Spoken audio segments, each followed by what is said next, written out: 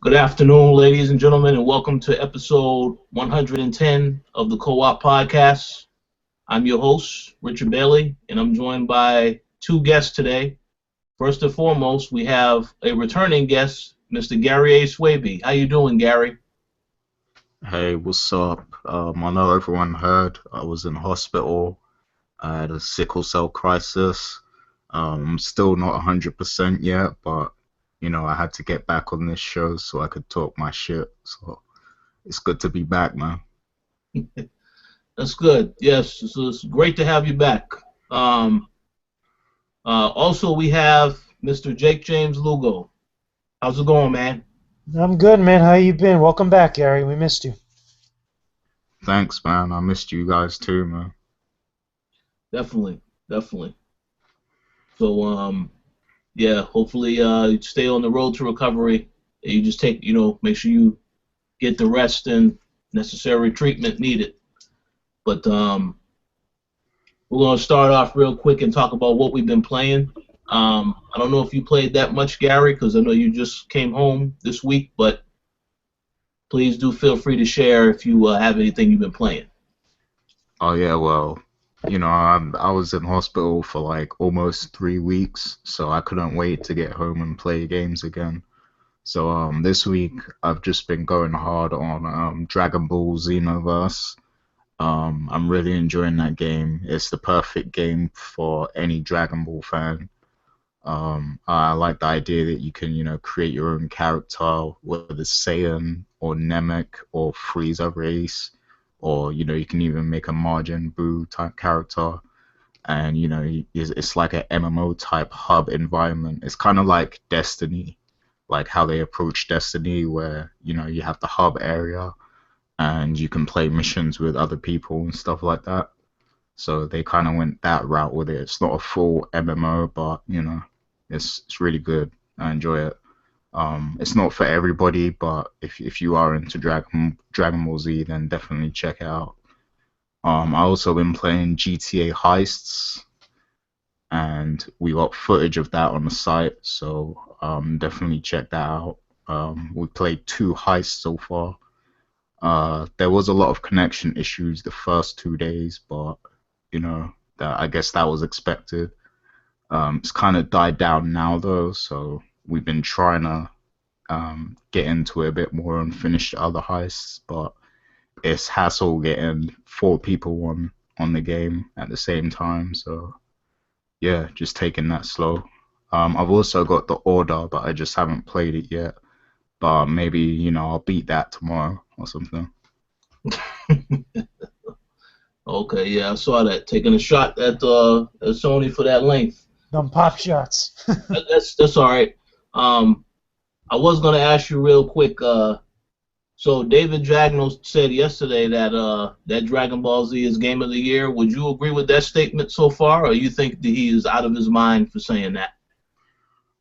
Um, well, I haven't played the Order, so I can't judge that. But I mean, the Order is like a 4 or 5 hour game or something, and Dragon Ball Xenoverse has provided hours of fun so far. So for me personally, I can definitely say it's the most enjoyable game I've played this year.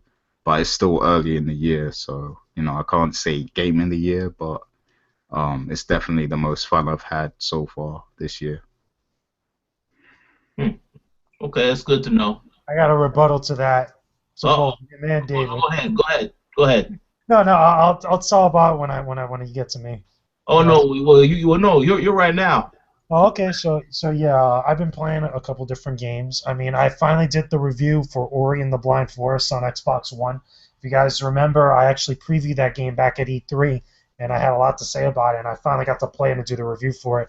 For me, that game is already a contender for Game of the Year. It's very short, dare I say. I believe it may be as short, if not a little bit longer, than The Order 1886.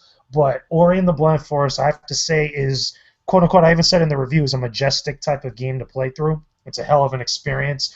Moon Studios really kind of went all out and really put a lot of effort into creating a game where I dare I say it's probably one of the best 2D platformers I've ever played.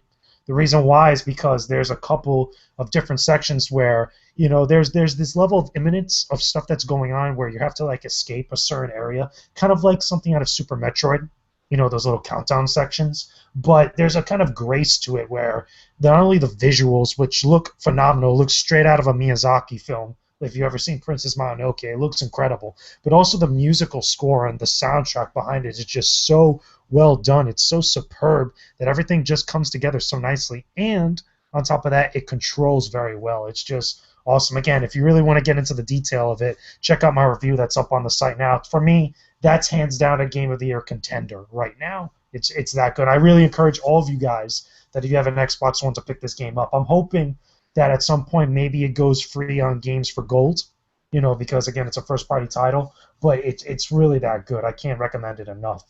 But outside of that, I've been playing also Hotline Miami 2, Wrong Number, and that game is hard.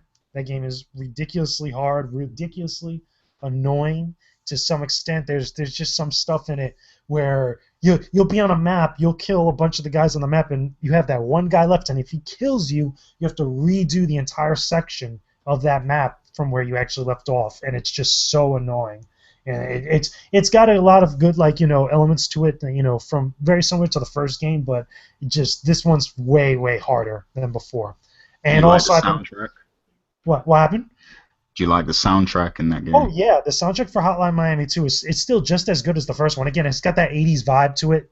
It's got that what is it, downtown Miami, southern 80s vibe, and it's pretty cool. And the visuals again are very trippy. It still has that 8-bit type of aesthetic to it, which again, nothing wrong with it. It's actually pretty good. It works well with everything going on.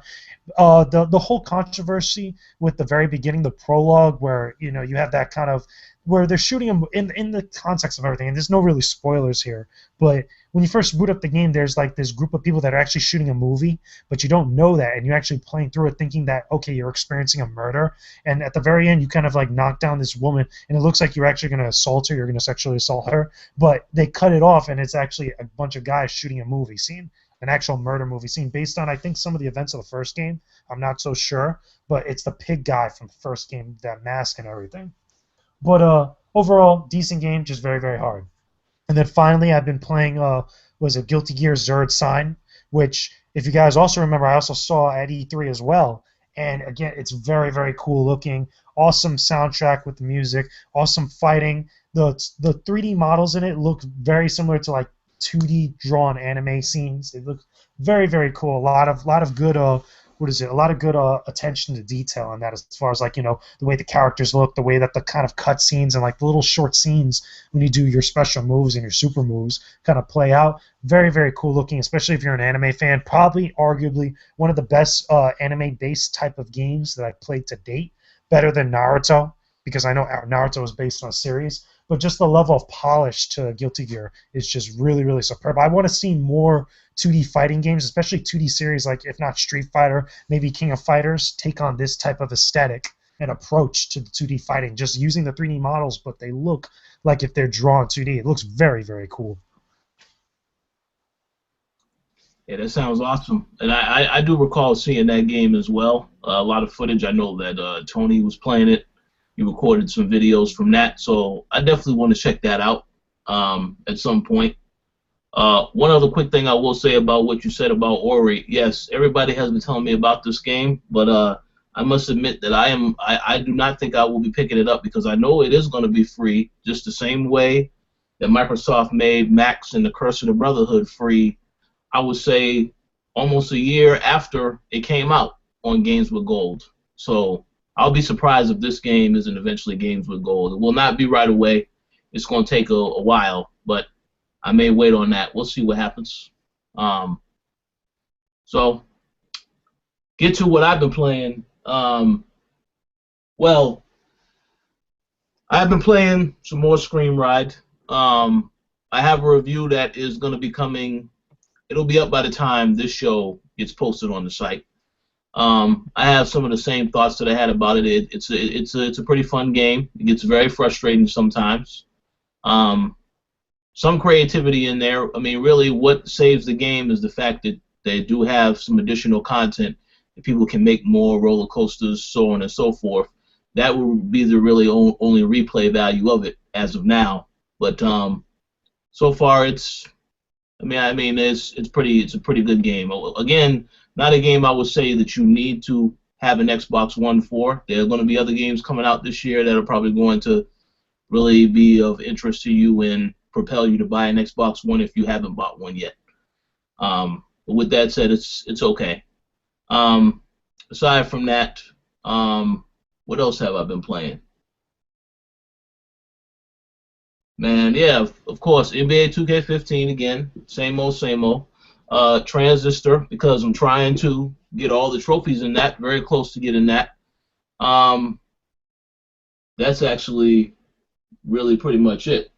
You know, there's a lot of games that are coming out very, very soon, so I'm pretty sure I will be very busy with those games within the next 2 weeks or so. Battlefield Hardline being one of them. I will be having a review for that on the site as soon as I get the game. I haven't got it yet, but we'll have a lot to say about that because I wasn't a fan of what I played in the beta, so that should be very interesting to see what I think about the finished product.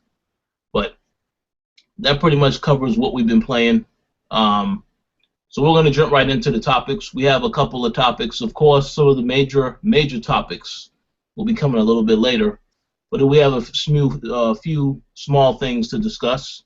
So let's start with this story. You know, earlier this past week, Microsoft announced that they're going to be having an Xbox One Master Chief Collection. Now, of course, this was announced, and it came out all in the same day. So Major Nelson made the announcement.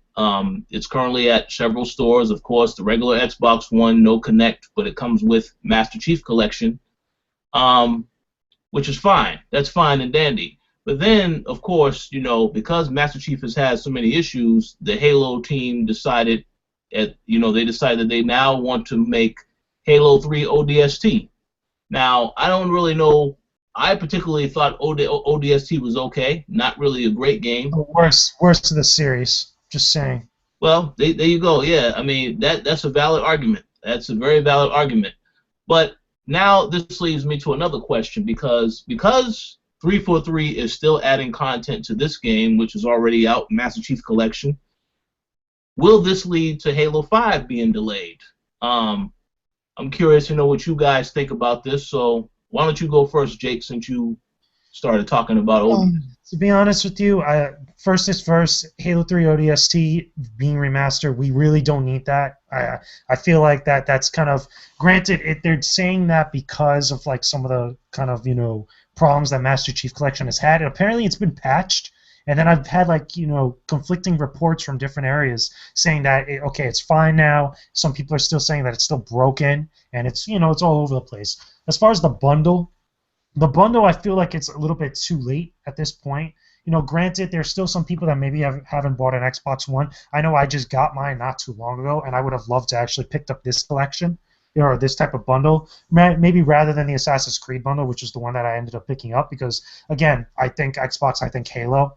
But I feel like this bundle is just going to be around there, and maybe it's going to be the better value now out on the market, but I still feel like it's too late. This would have been ideal to kind of have this bundle during the time that Halo Master Chief Collection came out, because then they probably would have gotten more sales. They probably would have made a little bit more money. But again, Halo 3 ODST, I feel like that's not needed. It begs the question, why didn't they do Halo Reach? And I feel like maybe, you know, Halo Reach would have been a better game. Possibly they probably chose ODST instead because it's a shorter game. It's a smaller game compared to Reach. And also Reach, a lot of people had some, you know, thoughts about it. Maybe it was a little bit too similar to Call of Duty and not so much similar to traditional Halo, which I can understand to an extent. I just feel that Halo Reach was the better game, especially in the single-player department, than Halo 3 ODST. That would have been a better game to remaster, at least in my opinion. But as far as delaying Halo 5, I don't know if this is going to necessarily delay Halo 5. I'm not even sure if we really have a release date or release window for Halo 5 at the current moment. I know that we've only had the beta not too long ago, and if there was going to be a delay for Halo 5, we would have already heard about it by now, at least within the same time frame that we got that announcement for the bundle and for Halo 3 ODST. Well, that's a pretty good argument. That don't mean it still can't get delayed, though, but you know, we'll have to see what happens. What do you think, Gary? With regards to it getting delayed, I don't think it will, because Microsoft, we're gonna talk about what happened later, but they've got a huge advantage now. Hmm. So I think they're gonna take it. They're gonna take the shot, and it will work out for them. And as far as ODST, I think that was the first Halo game I bought once I got a 360, and I didn't enjoy it that much. I agree that they should have remade Reach because I enjoyed that game a lot more. But I'm not like a Halo purist or anything. Like I don't know what true Halo diehards like better. So I'm not the right person to say that, I guess. But Well, yeah. well, no, I was just gonna say, yeah, Reach would have been the better game for them to obviously work on. I think the problem is that this whole project with having the Master Chief Collection, it was already a very ambitious idea for them to tackle, because it was just supposed to be Halo 2 Anniversary Edition, but then they said, no, we're going to do all this other stuff too. So by virtue of them taking that approach, I think they put more on themselves than they needed to.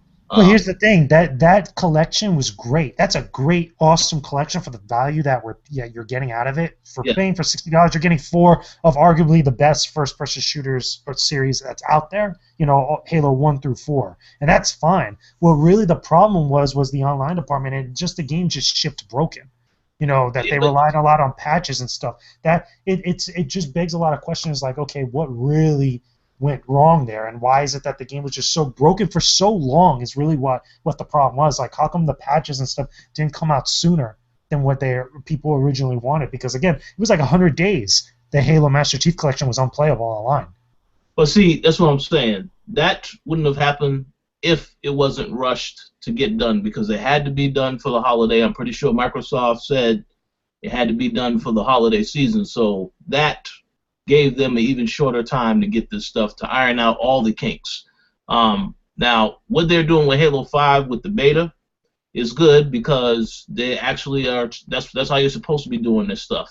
Same thing that now is being done with Rainbow Six Siege, because there's an alpha that's on PC that was supposed to be people can sign up for now.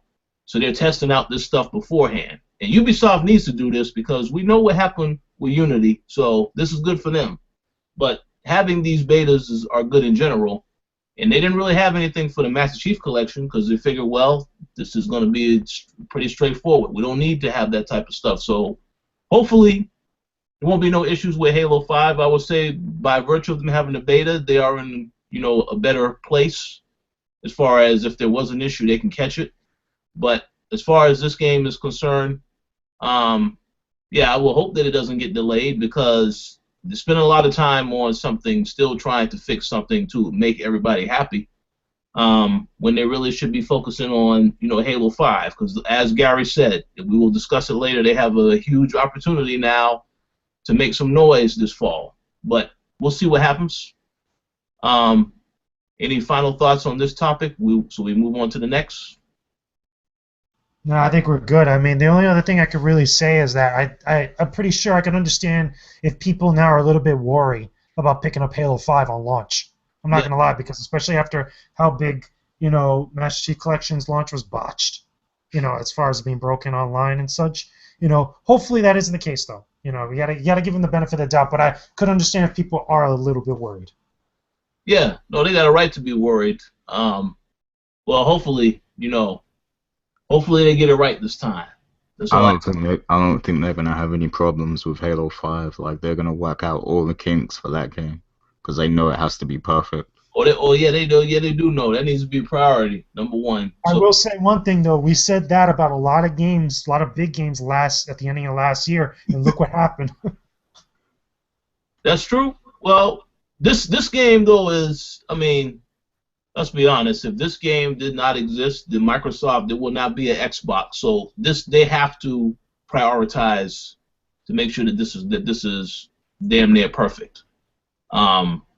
Forza is a great series, an awesome series. But this is the series that everybody would this is their big their big seller. So we'll see what happens. Yeah, Halo's their baby, man. Yeah. So they gotta make sure it's in good tip-top shape. Okay, the next topic. This is probably gonna be very quick because this isn't really news. I mean, we knew this already since before when it was announced, but uh, Titanfall 2. It has been announced that Titanfall 2 is in development and is coming to all platforms: PS4, Xbox One, and PC. Sorry, Nintendo Wii U, but that's another story for another day, perhaps. But what are our thoughts on this? If I know that we have played. Well, I'm pretty sure we've all played Titanfall to a degree. I mean, do we think that the sequel is going to do good by being on PlayStation 4 now? Or, what are our thoughts on this news in general? To be honest with you, the only thing that I could really say about Titanfall 2 is that, number one, it better have a campaign this time, a real campaign. None of that nonsense that, you were playing. You had to be online to play the game. That really needs to go, number one. Number two, it's a great thing that now it's going to be multi-platform. We all knew this was coming, and pretty much they were very, blunt about it. After the original Titanfall came out, like they pretty much wanted to be multi-platform, but in order to get things off the ground for the first Titanfall, I guess that they had to go exclusive, or at least they had to work with Microsoft in that regard. But at least now they have some breathing room, and everybody was pretty much asking for it and expecting it at this point. So now it's just a matter of making sure that the game is of quality, because a lot of people will say that they were a little bit disappointed with the first Titanfall, because again, no campaign. A lot of the stuff about the multiplayer was kind of wasn't up to snuff, or at least as much as what the hype was kind of making it out to be. So now they have an opportunity to really come out and really wow everybody, because, again, these are the guys that made Modern Warfare 1. So they know FPSs. Now that they've kind of dipped their feet a little bit, now they can kind of flex their muscles and really show us something special. Tell us a little bit about the world of Titanfall. Really go, crazy with the multiplayer and really kind of do things that maybe they couldn't do before in Call of Duty. No. Good points. What's your thoughts, Gary? Yeah, I don't have much to say, but I mean, it's good that more people will get to experience Titanfall 2. The first game, it was fun. I did enjoy playing it. It's just that it was seriously lacking in content. So I'm hoping that this second one will be a much more solid game. I guess they should probably do a campaign like JJ said, but most people are going to get it for the multiplayer anyway, and I'm sure they can take it a lot further than they did last time. They should have added a lot more customization for the Titans themselves and stuff like that. So I'm looking forward to see what they'll do with that. I agree 100% with that. The adding of other stuff in the customization. One thing that I can say right now that I have learned from these multiplayer-only games is, a lot of these games, they ship as is, and then the developers are still adding content on top of that. I feel like, while they will never admit it, I feel like that is a form of, well, you're just trying to rush the game, get it out there, and then we're adding stuff that should have already been in there, because a lot of the stuff that was added to Titanfall after release easily could have been in the game when it came out. But it wasn't. It wasn't a priority. And now, I will say this. Titanfall was a game that was fun. It didn't last long. But to be quite honest, to me, anyway, it felt like it had a hell of a lot more content than Evolve. And I know this. I reviewed Evolve. Still gave it a fairly decent score because it's fun. However, it gets tired. You get tired of that very quickly.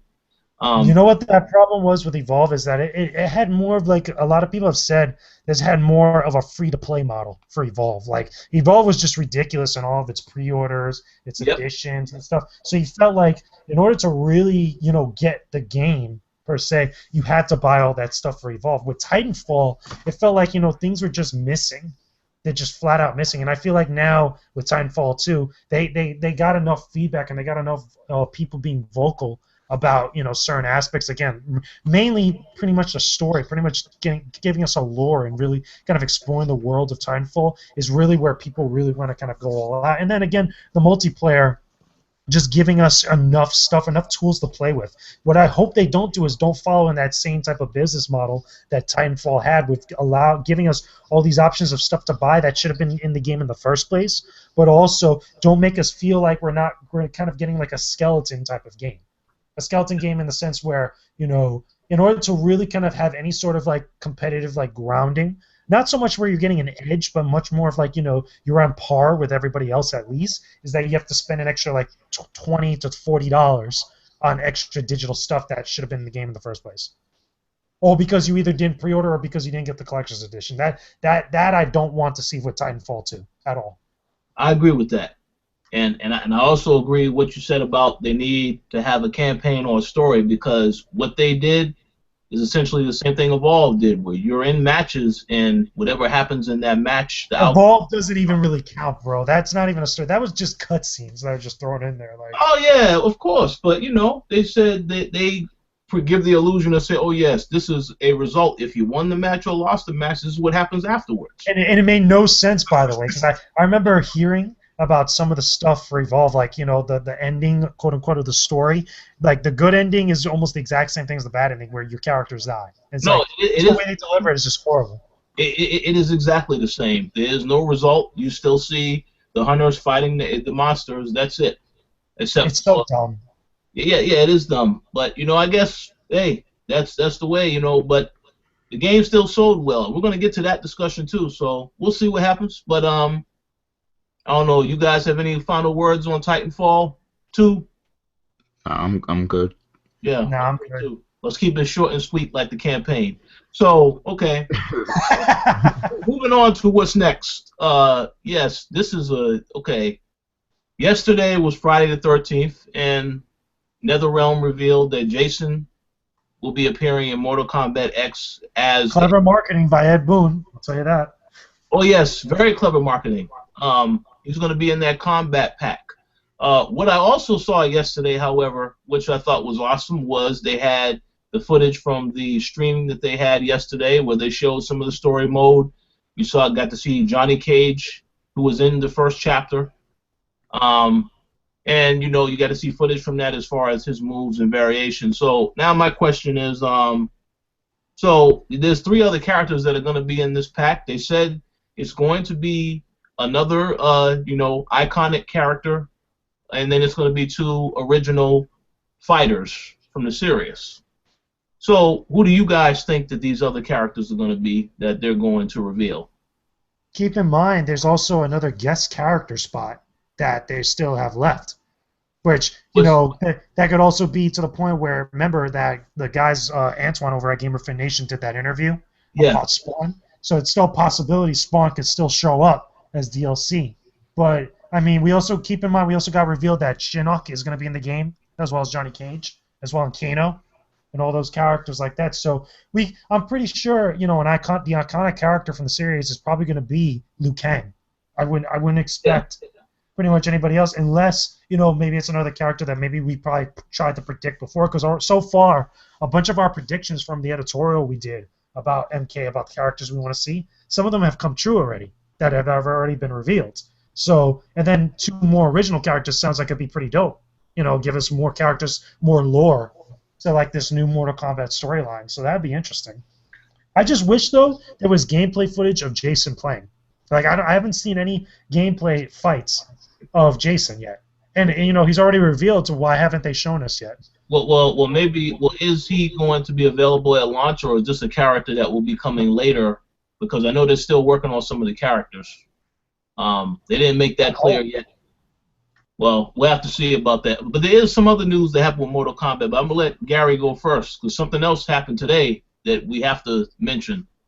But oh yeah, I kind of lost track over the weeks on the characters that they already announced, but Katana got announced already, right? I think. Yeah, she's in it. Melina as well. Oh, Melina's in it? They were from a while ago. They were already revealed from a while ago. Same thing with Raiden, Kung Lao, Scorpion, Sub-Zero. Who else? Johnny Cage, Sonya, Casey, Jax's daughter, Kenshi. Who else am I missing? Quan Chi. But Res- see, Okay, well well, that's good. As long as Melina's in it, I'm happy. yeah, Um, yeah. Well, I guess the character would have to be Liu Kang because I know everybody wants him in there. And as for the other guest character, I'm really not sure on that. I would expect it to be some kind of DC character, but probably not a well-known one because DC are protective of their characters, so they won't want them to get bloodied up and everything. So I don't know. I guess we'll have to wait and see. But yeah, what's the other news that you was saying?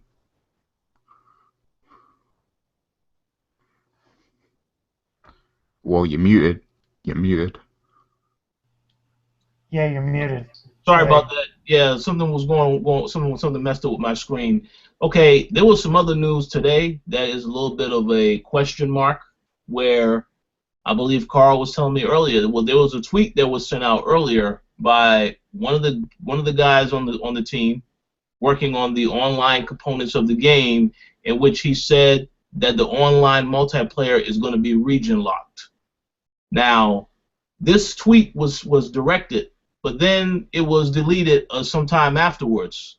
So now this leads me to question: is this game going to be region locked? Because the big issue with the last Mortal Kombat game was the bad net code. We tried to play a lot of games online against each other. We kept getting kicked out and all types of other stuff. Now it worked sometime, but it wasn't really as good as it needed to be. So now, what do you guys think on if this is region locked? Would that be a horrible thing? Because I personally think it would be terrible for. I don't know. I don't think that's going to be region locked. I mean, great. Maybe they'll have obviously the filters like most other fighting games where you could fight people only in your region. That makes more sense to me because, from my understanding, Xbox One and PS4 games aren't region locked. I think the only ones that actually are region locked are Wii U games, as far as current gen consoles. Hmm. Because Okay. as far as I It, know, it actually it wouldn't surprise me because the servers were so terrible in the last game, and I think that this will be their way to cut corners for their sloppy netcode and just say, hey, we'll make it a lot easier if we just region lock it, so then there'll be less strain on the server. Hmm. true, true. You know what else I think is interesting that we should mention that actually happened not too long ago? The actual collector's edition that they revealed for Mortal Kombat X, which actually looks pretty damn cool. Like they Which, got.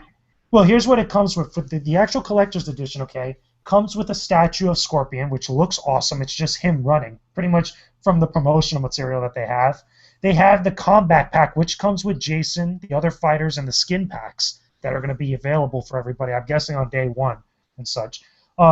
It's going to come with a steel packing card, as well as also a comic book that's called Blood Ties. That's the first volume of it, as well as a Scorpion skin. oh yeah. Well, I was going to ask because there's more than one package now. The Yeah, other. there's 4 of them total. Yeah. I mean, is that an exclusive package to a certain retailer? Because I haven't seen that at Best Buy or GameStop. They only have like GameStop has its own limited edition of the game, but it doesn't come with a statue. It just comes with the combat pack. The one with the statue I'm looking at now isn't exclusive to any one spot. They have 2 collectors editions. They have one that's done by Course, which has Yeah. a different type of statue and a different type of figurine and a certificate of authenticity, as well as most of the other stuff that's available in the other one, as far as the skins. And then the regular one, the Course one you could pre-order on Amazon, and the other one it doesn't. I don't think it's exclusive to anyone because it doesn't have it listed as exclusive to any one retailer. Well, yeah. I mean, I know that other one you're talking about is the most expensive one because if I recall, it was $180, where the course one is Yes. $150. Yeah. So yeah, that's a lot. I mean, that statue though, in my personal opinion, looked 10 times better than the course one. I Um, agree. I agree. It looks a lot better. yes, because but I guess they just I guess they're trying to basically create as many options as people want to buy whatever version they want to buy. Um, but we'll see what happens. I mean, I actually just pre-ordered the game today, and I did the digital way because it's a lot cheaper to do it digitally than it is to buy the physical now. Because again, the premium edition is $100, whereas $80 on PSN. So that's a big difference. But yeah, we'll see. I mean, the game looks great. I loved everything I saw yesterday from the stream. So hopefully the netcode thing is not, like I said, hopefully that's not true with the whole region lock stuff, because there's several people I want to play against that don't live here in the U.S., including you, Gary. So yeah, it better work. We'll know in a month. It's Yeah, almost here. yeah, in a month exactly. You're right, because yeah, 1 month exactly. So we got two other main topics to discuss. First and foremost, the big one. Oh, well, the one before the big one. The NPD numbers dropped. MPDs, don't you just love them? Oh, I love them. I love them. Just to recap, for those who don't know, Nintendo dominated February. Okay, we're gonna get to what happened with the other consoles, but I'm going to just give Nintendo their props because, of course, the 3DS That was Majora's Mask. That's the game that really probably did it. that did it. But And Monster Hunter. I wouldn't be surprised if Monster Hunter was it also. yes, those were the games that both came out, and they both were the ones that were in the top 10 in software sales. But those were the driving force behind the 3DS sales. The 3DS, this new 3DS thing is legit, because I went to several stores today, and it's sold out in several of these stores. So Correct. Here's a fun fact. I went to the Nintendo World store in New York City when I was up there for a little bit. They were sold out of the new 3DS that they were about to get new shipments sometime after I left, but they were sold out over there as well. that's what I'm saying. You see what I'm saying?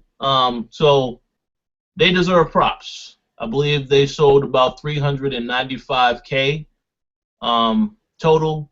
That includes the new 3DS XL, the regular 3DS XL, the 2DS, and the regular 3DS. Combined, they sold about that much. So they deserve props for that.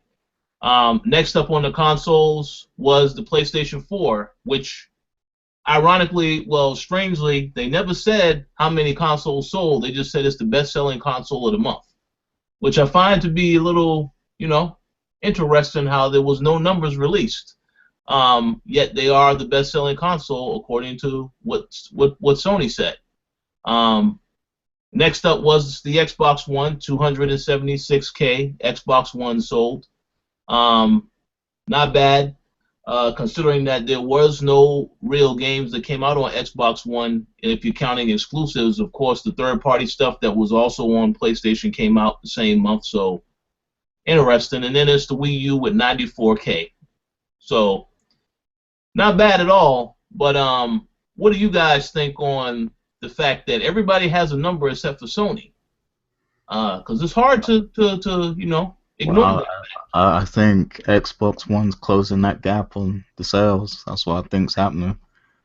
Cause I mean, wasn't it reported that like it was a record February or something for Microsoft for Xbox One? Yeah, they made that statement that they sold a lot of Xboxes in February. But that's so I said something about it being a new record, but this is only the second year that the system has been out, so I don't really know if it's that number. Yeah, that just means they beat last year basically. Yeah, as expected. But no. But yeah, that gap doesn't seem that far. So. Well, yeah, I mean, when we get to the next topic, yeah, that's going to be a very good, very valid point, because there could be some major shakeups. But True. going through the rest of the input, go ahead. You got something you wanted to add, Jake? No, I was just going to say true. I mean, at this point, I think what really, where a lot of this is really going to matter is like as we get more into the year, as we get more into the summer and stuff, then we'll have a better idea of like how things are maybe going to turn out. Because I could definitely see what you guys are saying as far as like maybe that gap isn't that big for Xbox One to kind of close in on that. Because at least I'm not sure, I could be wrong. Don't we know that as far as like a couple big games that are probably going to be coming out towards the end of this year for Microsoft specifically? Well, we know several. Because I know the only exclusive now currently, not February specifically, but for March obviously, was Ori. Was the only big exclusive that came out that I know of. Well, guess what though? that is a console exclusive, but not an exclusive because it's on PC too. Oh yeah, that's true. That's a good point. And Scream Ride as well. That was the other game. So That's true. those, but that again, that's PC. They don't really have no major exclusive until next month when State of Decay comes out. But that's going, I don't know if that's going to be on PC. I believe it is going to be on PC too, because they're trying to push this whole initiative where, Windows 10, I believe that they want to make sure they have compatibility with the PC. So we'll see. No, I just was going to say though, there's several games that Microsoft we already know that they say are coming out later this year, but we don't have no dates yet, so we'll have to see. But we'll get into that later. But before we move on to the other main topic, finishing off the MPD was the February sales, and of course, number one was The Legend of Zelda. That was a given. Yes, that was a given. 515. What's that? Yeah, 515,000. I'm curious to know if how many of those were actually, in cahoots with the new 3DS. Because keep in mind, our version of the Majora's Mask Limited Edition didn't come with the game, and those sold out. So I want to know if all those people that bought Majora's Mask 3DS also bought a new 3DS. Well, I will say this: I am getting one of those new 3DSs, but everybody was trying to hold out on the Zelda one. Well, that was gone already, but that's a very good question to ask. Number two behind that was Evolve, a game where once again, I said earlier about the lack of content, but again, I think that was the marketing for that game. Because remember, Evolve was everywhere as far as being told to everybody. There was a lot of advertisement for that game. Yes, it was. It was everywhere. Like I said, the game is fun. It's just like it's not really, it's not really enough content in it. But it is fun for what it's worth. But you can get tired of it real quick because it's not that much content. After Evolve comes Dying Light, another game which again, a very fun game. I'm glad that it's still on this list because I didn't know if it was going to be. I know it was the top seller in January, so it was great to see that it's still on this list. It's an awesome game. And then after that, we have a couple of regular games. We got Call of Duty Advanced Warfare. Then we have Grand Theft Auto 5. Number 6 is NBA 2K15. Number 7, Dragon Ball Xenoverse. So good to see that charted. That came out towards the end of the month. Number 8, Minecraft. Okay, number 9. Here's a surprise: The Order 1886. I was just gonna say, where the hell's the Order? Because I know a bunch of people would have bought that. Well, I think we knew that the Order would chart because, I mean, there was no other real games out this month. It's the first. It's a big exclusive for Sony. They're heavily behind it. So, wasn't this the game everyone was hyping? Wasn't this supposed to be like the big PlayStation 4 game? It was supposed to be the killer app, but it ended up looking like one of the launch titles. To be honest, or at least that's what some people were saying. Like as far as playing the way it turned out. Well, not every exclusive is going to always be amazing.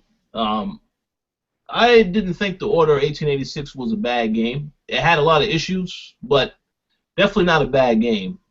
Some of the critics that ripped it to shreds, giving it low scores, that is a little bit too much because it didn't deserve the low scores that they demanded, that they said it was. But everybody has their own opinion of the game.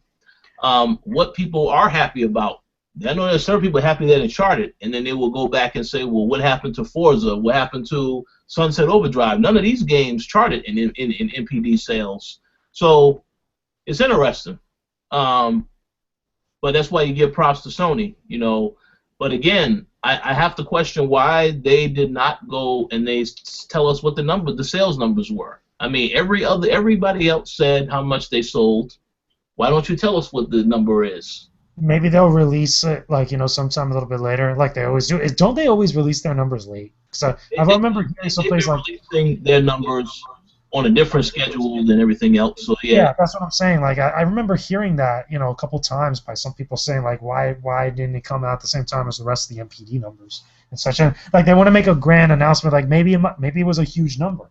For all we know. Well, still, that's I know people would like to know that. That would It show. can't have been that huge because, like, if they didn't outsell the 3DS, then That's the point. Yeah, the three you what you True. Good point.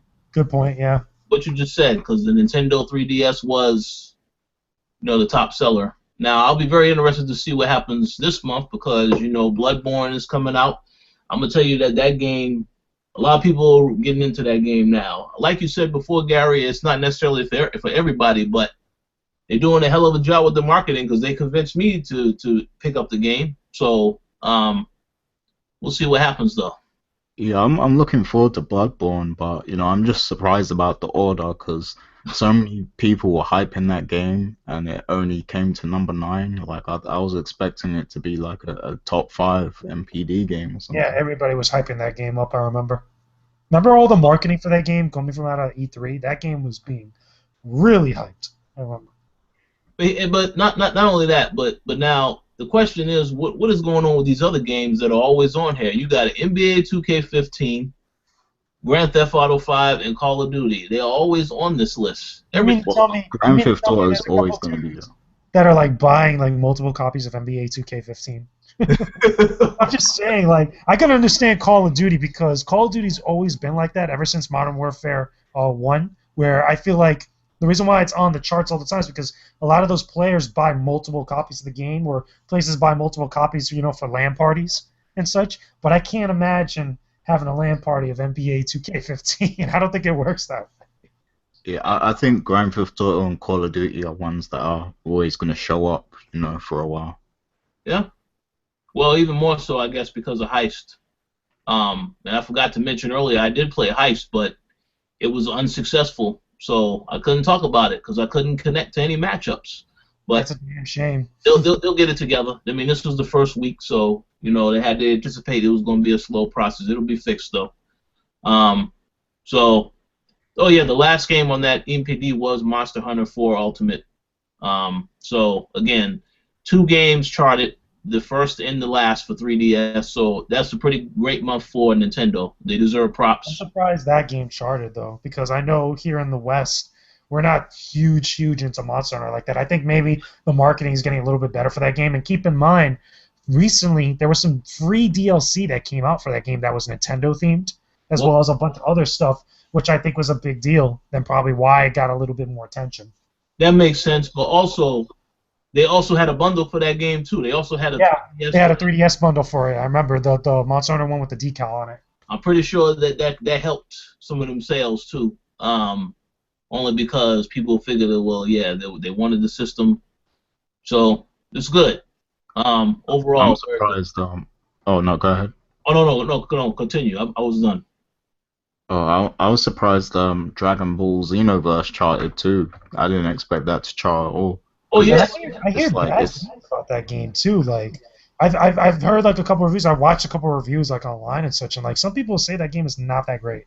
whoa, whoa, I think it's Seriously. great. whoa. You have I, to love I haven't Dragon played Ball. it though, so I mean, I'm only getting second word here, but like some people are saying like that game wasn't as great. Like it's good for like a DBZ fan, like because apparently there's a character customization Mhm. thing in it for It, Xenoverse, but some people said it wasn't all that great in the grand scheme of things.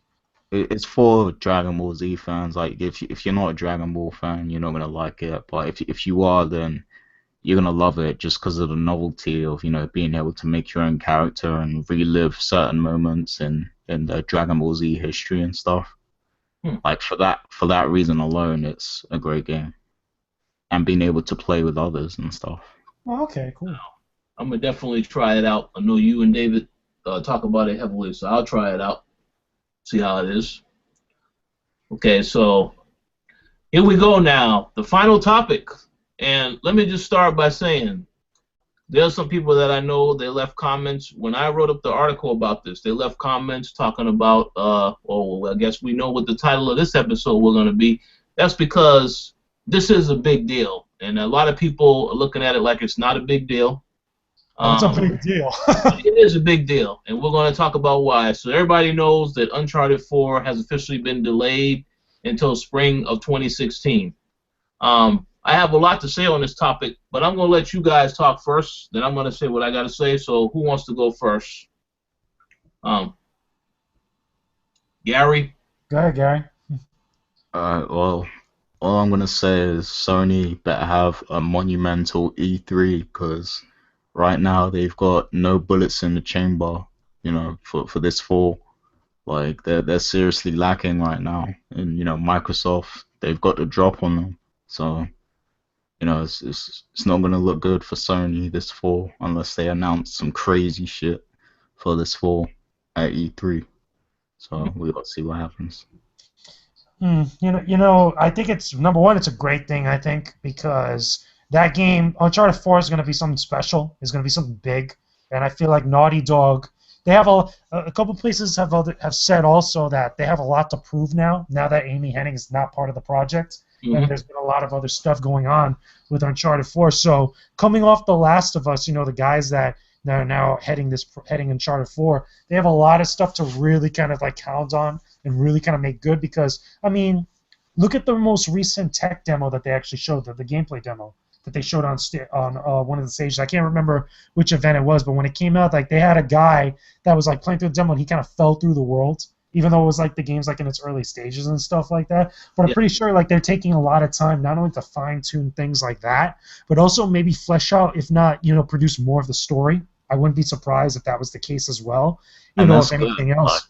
I can't fault them for doing that because you gotta make sure you put out the best quality product. So and that's the thing, like Naughty Dog, when it comes to Uncharted and it comes to again The Last of Us, they're known for having that caliber of like quality with their games. So I feel like they've kind of earned that right to really kind of be like, okay, we need to kind of like bring back our game, push back our release date because we need to work on stuff. And I remember the story coming out, I think it was either Uncharted 2 or Uncharted 3, where like the last like section of the game was done right down to the wire to like a week prior to the release. So they know what they're doing, and I'm pretty sure like whatever they're doing for Uncharted 4 now is going to make the game extra special. But on top of that, bouncing off of what Gary was talking about before, with Sony, now that game has moved and they have like this open space at like the fourth quarter of the year, keep in mind there's still a couple Sony studios we don't know what they're working on that have been very quiet, and it's fact that they're working on PlayStation 4 games, including Sony Ben's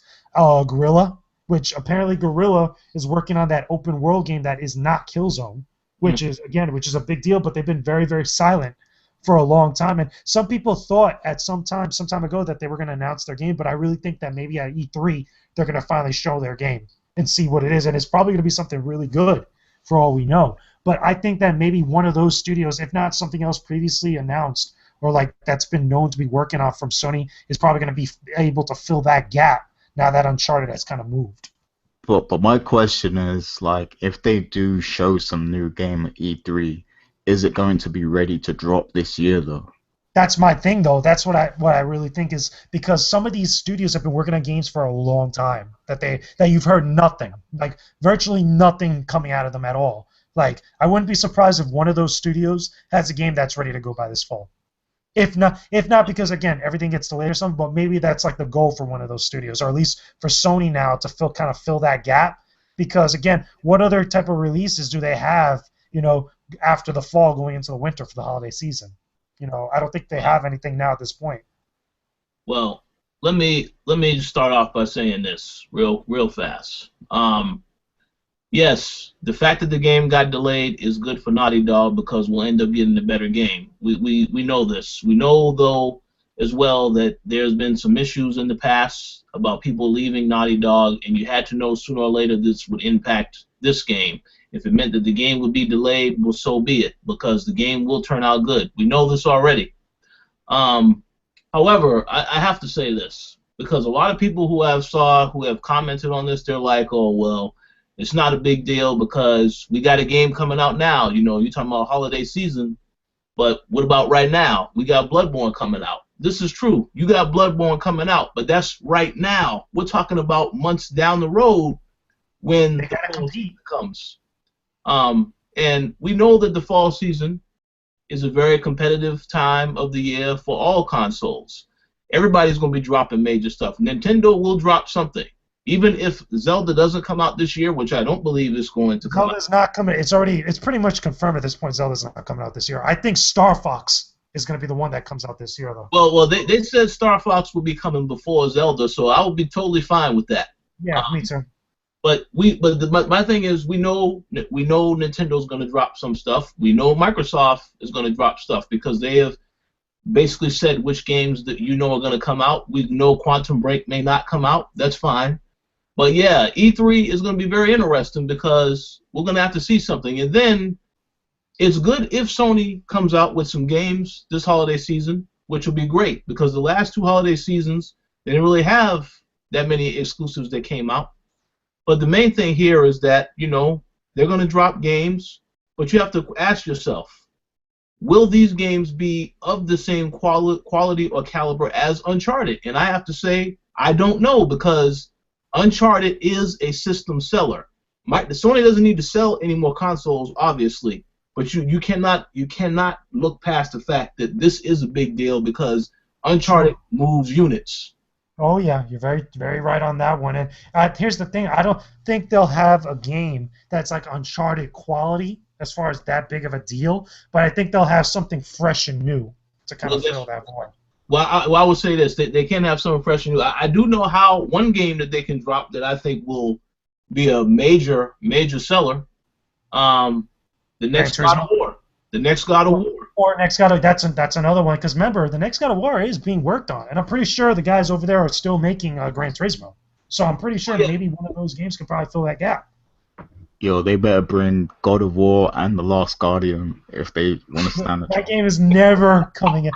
You know what would be funny? It'd be hilarious that we go to E3, right? And The Last Guardian gets revealed, and maybe if it's like shown to be under a different title and such, and they say that game is coming out at the same time that Uncharted moved out of. How crazy would that be? Well, here's the thing. I think that I don't think it'll happen, but still, I mean. No, that game is still going to come out at some point. They never said it was canceled. Probably under a different name, like you said. I just don't. But this is the thing I'm getting at. Some of these games, they have a specific audience. I don't know if every PlayStation 4 owner will want that type of game, but Uncharted, this is a different story. Everybody loves Naughty Dog, and I think that is a game that has mass appeal. It's going to be a major seller. That's why it missing. Here's a question for you. Like now since that's a first party game that's moving out the way at this point, do you think maybe third parties might come out and actually be the games that Sony banks on? Because keep in mind, Final Fantasy 15. I think that maybe if we're lucky, Final Fantasy 15 might drop at the end of this year. Maybe Sony might rely on something like that, if not from another third-party game. You know what?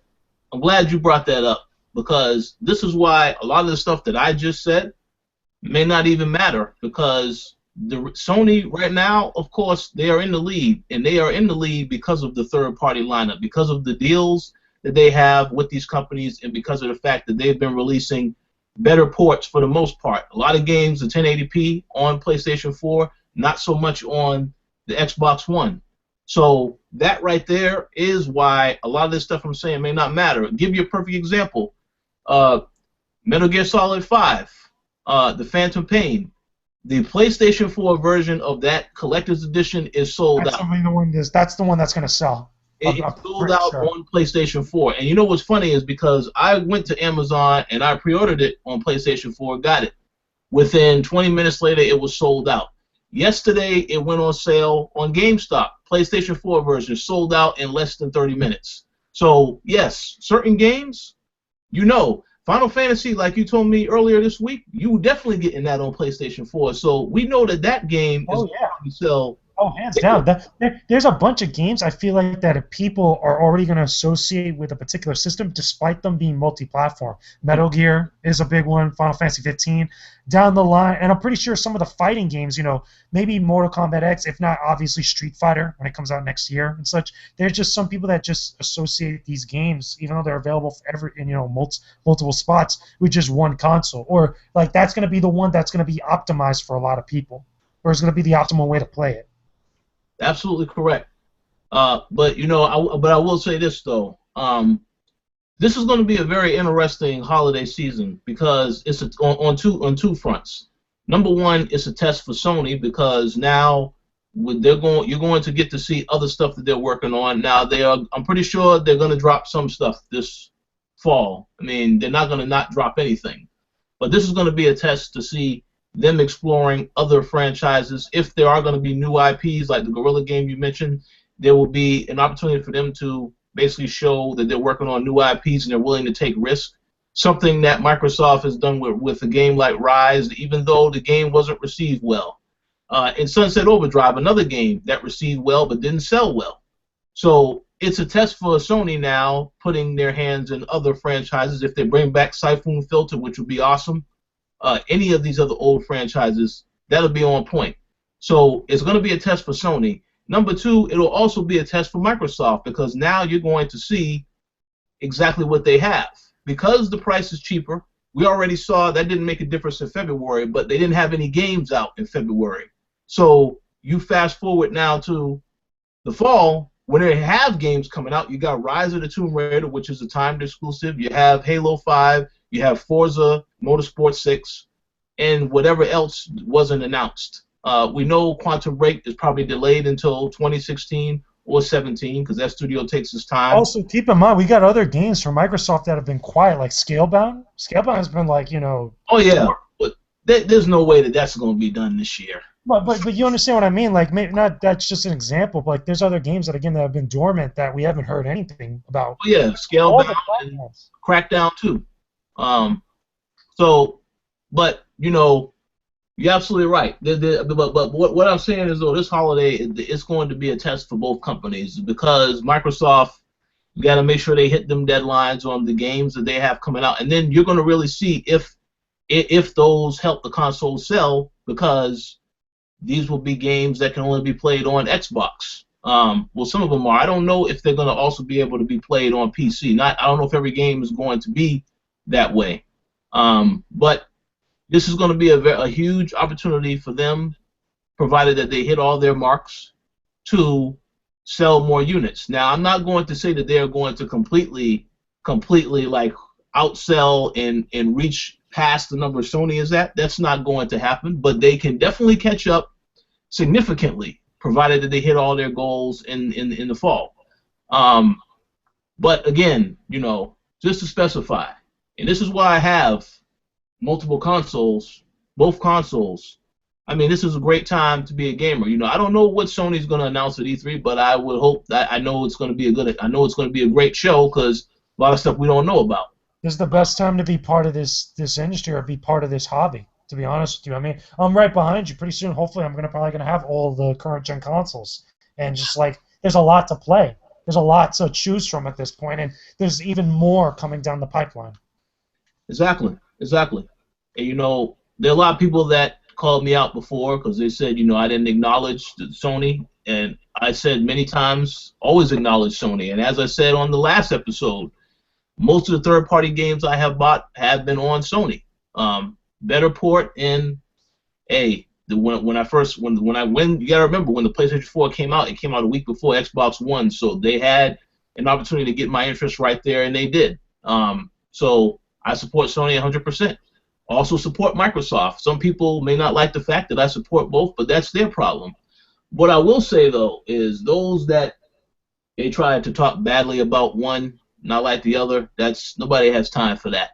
Because I know of one particular person that had a lot to say about Sony selling. Like when they said, oh, yeah, Sony sold 20 million units or whatever, they was tweeting me all day talking about, oh, yeah, Sony sold this much, that much. Then this week, when Uncharted 4 gets delayed, this person ain't saying nothing. So I thought that was interesting. But I'm not going to call them out. I know they're probably going to listen to this podcast. And the trolls in full-fledged force. That's what happens. That's what happens. It's the defense force, if you will. But man, I just love gaming. I look forward to what's going to happen this fall. It's no doubt it's going to be exciting. But we'll see what happens. So, you guys have any more to say on this topic? Or you all set? No, I'm good. I mean, I can't wait. I'm just going to be real observant and, see what happens. Yeah. But, overall, I'm a happy gamer right now, so. I ain't got much to say. I'm just gonna observe. You got games to play. That's the thing. Like we all pretty much have games to play right now. Is This that point, with a lot of optimism going into the summer and then afterwards towards the fourth quarter. that's right? Plenty of games to play. A lot of games this month in particular. So yeah, I mean, there's no reason to be downplay anything. But that pretty much wraps up this week's show of the co-op. I'm not sure if you guys had any closing statements. Who wants to go first? Yeah, I just want to shout out everyone who sent me messages and stuff while I was in hospital, wishing me well and everything. Shouts to all you guys. I appreciate all the messages and the comments and everything. Shouts to other Zinc because I heard that verses while I was in the hospital and that was very entertaining. While I was sick and everything. So that was I enjoyed listening to that. Shout to Charles too. Shouts to Joe Killer because he's been hitting us up on Twitter and everything, going hard at us for our statements on the podcast and everything. Yo, Joe Killer, you hurt me, man, because I thought we was cool, man. We be on PSN talking our shit all the time. So holler at me, man. Yeah. Besides that, shouts to everyone at the coalition, man, because the site's looking good. We got a new design and everything, and I'm loving all the content on there. So it's good to get back into the mix of things.